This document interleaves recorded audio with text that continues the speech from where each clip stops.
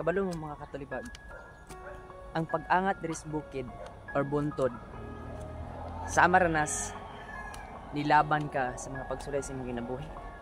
Kabalo kag ngano, muangat gi kag bukid or muangat gi kag buntod, papuyon ka, murag di nimo makaya ba, lapuyan ka, ang imong kinabuhi makasulay po ka og kasakit, kakapoy, man ako makasulay kag mga pagsulay or maka-encounter kag mga pagsulay. Dapat pahuway ka, ampo ka. Sama ra gud aning magangat ka sa bukid. Kung kapuyon ka, pahuway ka. And kung makaipon na kag kusog, abanti na pud ka. Nga na ra sa kinabuhi. Usahay na yung mga pagsulay. Pero di gyud dapat mo surrender. Kaya kung mo surrender ta, di man ta makaadtos taas, sama ning moangat sa bukid or moangat aning buntod. Kung mupahuway ta, kung mubalik ta dito sa una, sige kapoy na ta, di ta kaadtos atong giadtuan. Munang kung sa imong kinabuhi, na kay mga pagsulay, dapat imo ra nang labanan. Maluwag nga no, mga pagsulay, muagi ra na, kinahanglan na og pag-antos. Nawa, kung mag-antos kag angat aning bukid, kung kapuyon ka, mupahuway ra ka, pagkadugayan, bisag maghinay-hinay ra ka, kaabot ka sa tuktok or kinatumyan or makahibalag kag patag, sama ra po na sa imong kinabuhi ba.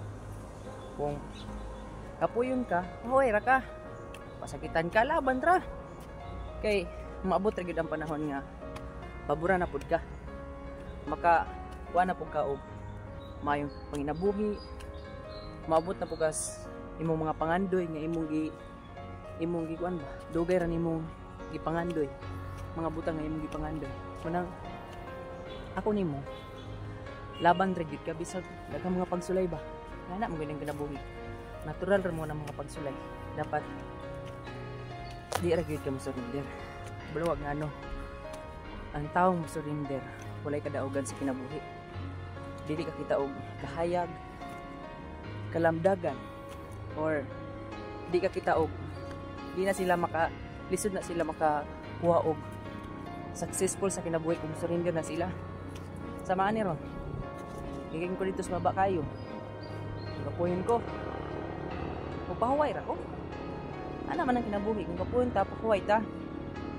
Kung makaipon na putag kusog, abanti na punta, hinahinayan ro na to abot na itong mga pangandoy, di na to dalion.